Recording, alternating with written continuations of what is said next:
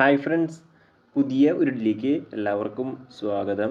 അപ്പോൾ ഇന്നത്തെ വീഡിയോ എല്ലാവരും കാത്തിരുന്ന ഇന്ത്യൻ കോസ്റ്റ് ഗാർഡിൻ്റെ നാവിക് GD അതുപോലെ തന്നെ DB യാന്ത്രിക് പോസ്റ്റിലേക്കുള്ള റിക്രൂട്ട്മെൻറ്റ് ആപ്ലിക്കേഷൻ നിലവിൽ സ്റ്റാർട്ട് ചെയ്തിരിക്കുകയാണ്.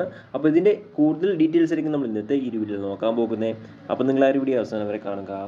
അപ്പോൾ ഇന്ത്യൻ കോസ്റ്റ് ഗാർഡിലൊക്കെ ഒരു ജോലി ആഗ്രഹിക്കുന്നവരാണ് നിങ്ങളെങ്കിൽ ഈ ഒരു അവസരം ഉപയോഗപ്പെടുത്തുക. അതുപോലെ തന്നെ നിങ്ങളുടെ ഫ്രണ്ട്സ് ആരെങ്കിലും ഇന്ത്യൻ കോസ്റ്റ് ഗാർഡിലൊക്കെ ഒരു ജോലി ആഗ്രഹിക്കുന്നുണ്ടെങ്കിൽ ഈ ഒരു വീഡിയോ അവരിലേക്കും ഷെയർ ചെയ്തെടുക്കുക. ഇത്തരത്തിലുള്ള കൂടുതൽ വീഡിയോകൾക്കായി ചാനൽ സബ്സ്ക്രൈബ് ചെയ്യുക. സബ്സ്ക്രിപ്ഷൻ വരുന്ന ബെല്ലൈക്കനിൽ ഓൾ ഇനേബിൾ ചെയ്താൽ മാത്രമായിരിക്കും ഇത്തരത്തിലുള്ള കൂടുതൽ വീഡിയോസ് നിങ്ങളുടെ ഫോണിൽ നോട്ടിഫിക്കേഷൻ ലഭിക്കുകയുള്ളൂ. ടെലിഗ്രാം വാട്സാപ്പ് ഗ്രൂപ്പിലേക്ക് ജോയിൻ ചെയ്യാൻ ആഗ്രഹിക്കുന്നുണ്ടെങ്കിൽ ജോയിൻ ചെയ്യുക. ലിങ്ക് താഴെ ഡിസ്ക്രിപ്ഷൻ ബോക്സിലുണ്ടായിരിക്കുന്നതാണ്. നമുക്ക് കാര്യത്തിലേക്ക് കടക്കാം. ഇന്ത്യൻ കോസ്റ്റ് ഗാർഡിലേക്കുള്ള നാവിക് GD അതായത് general duty, NavIC domestic branch അതായത് DB യാന്ത്രിക് പോസ്റ്റിലേക്കുള്ള റിക്രൂട്ട്മെൻ്റ് ആണ് വന്നിരിക്കുന്നത്. ഈ ഒരു റിക്രൂട്ട്മെൻറ്റിലേക്ക് അപേക്ഷിക്കുന്ന ഡേറ്റുകൾ നോക്കുകയാണെങ്കിൽ 11 ജൂൺ 2025 മുതൽ 25 ജൂൺ 2025 വരെ അപേക്ഷിക്കാൻ സാധിക്കുന്നതാണ്. അപ്പോൾ അപേക്ഷിക്കാൻ ആഗ്രഹിക്കുന്നവർ ലാസ്റ്റ് ഡേറ്റിന് അപേക്ഷിക്കാം. ഇനി നമുക്ക് റിക്രൂട്ട്മെൻറ്റ് മറ്റ് ഡീറ്റെയിൽസ് നോക്കാം. ആദ്യം നാവിക് GD പോസ്റ്റിലേക്ക് നോക്കുകയാണെങ്കിൽ ആകെ 520 വേക്കൻസിയാണ് റിപ്പോർട്ട് ചെയ്തിരിക്കുന്നത്. ജനറൽ കാറ്റഗറിക്ക് 203 വേക്കൻസി, EWSന് 51 വേക്കൻസി, OBCക്ക് 136 വേക്കൻസി, ഷെഡ്യൂൾഡ് കാസ്റ്റിന് 86 വേക്കൻസി, ഷെഡ്യൂൾഡ് ട്രൈബലിന് 44 വേക്കൻസി. അങ്ങനെ ടോട്ടൽ 520 വേക്കൻസിയാണ് റിപ്പോർട്ട് ചെയ്തിരിക്കുന്നത്.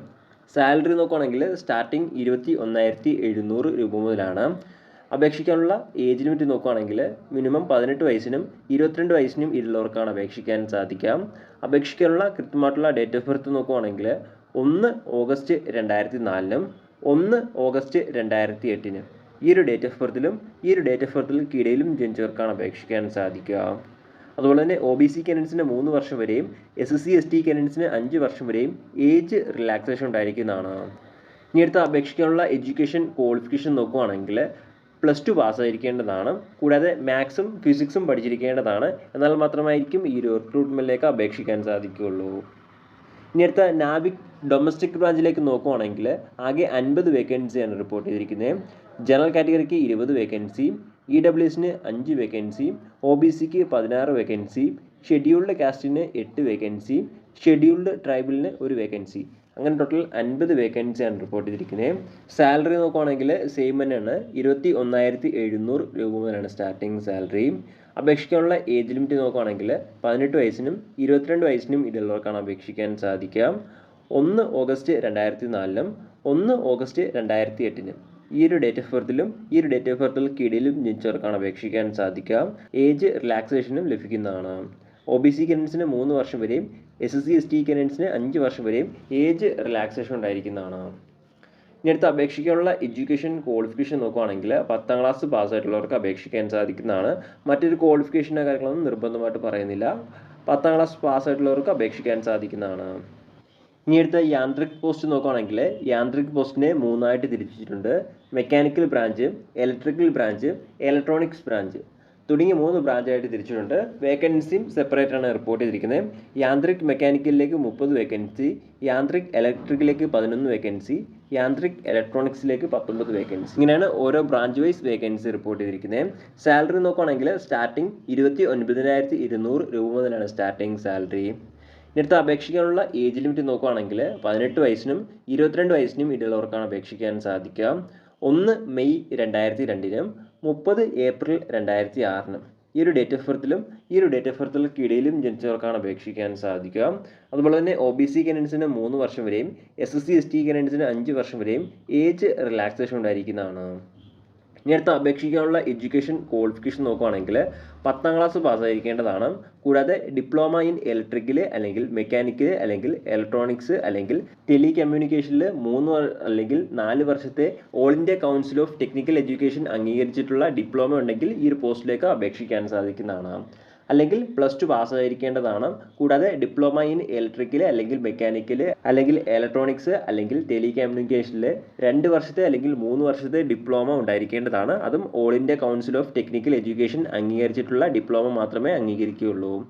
അതുപോലെ തന്നെ കൃത്യമായിട്ടുള്ള സബ്ജക്റ്റുകളും കാര്യങ്ങളൊക്കെ പറയുന്നുണ്ട്. ഈ ഒരു സബ്ജക്റ്റിൽ പാസ്സായിട്ടുണ്ടെങ്കിൽ മാത്രമായിരിക്കും നിങ്ങൾക്ക് അപേക്ഷിക്കാൻ സാധിക്കുകയുള്ളൂ. ഇങ്ങനെയാണ് ഓരോ പോസ്റ്റിലേക്കുള്ള ഡീറ്റെയിൽസ്. ഇനി അടുത്ത ഈ ഒരു റിക്രൂട്ട്മെൻറ്റ് സെലക്ഷൻ പ്രൊസീജിയർ എങ്ങനെ നോക്കുകയാണെങ്കിൽ ആദ്യം എക്സാമിനേഷനാണ്.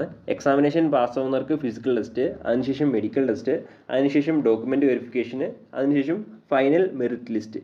ഇങ്ങനെയാണ് ഈ ഒരു റിക്രൂട്ട്മെൻറ്റ് സെലക്ഷൻ പ്രൊസീജിയർ. ഇനി അടുത്ത ഈ ഒരു റിക്രൂട്ട്മെൻറ്റിലേക്ക് അപേക്ഷിക്കാനുള്ള ഫിസിക്കൽ സ്റ്റാൻഡേർഡ്സ് നോക്കുകയാണെങ്കിൽ ഹൈറ്റ് മിനിമം 157 സെൻറ്റിമീറ്റർ ഉണ്ടായിരിക്കേണ്ടതാണ്.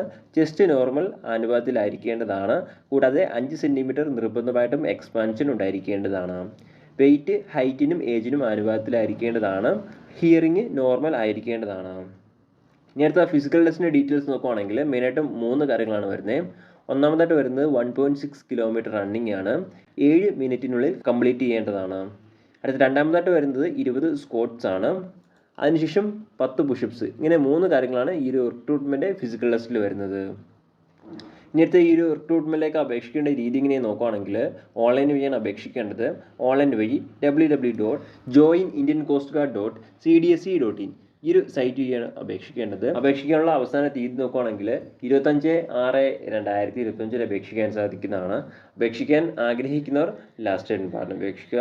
അതുപോലെ തന്നെ അപേക്ഷിക്കുമ്പോൾ ആപ്ലിക്കേഷൻ ഫീസും ഉണ്ടായിരിക്കുന്നതാണ്. ഏകദേശം 300 രൂപയാണ് ആപ്ലിക്കേഷൻ ഫീസ്.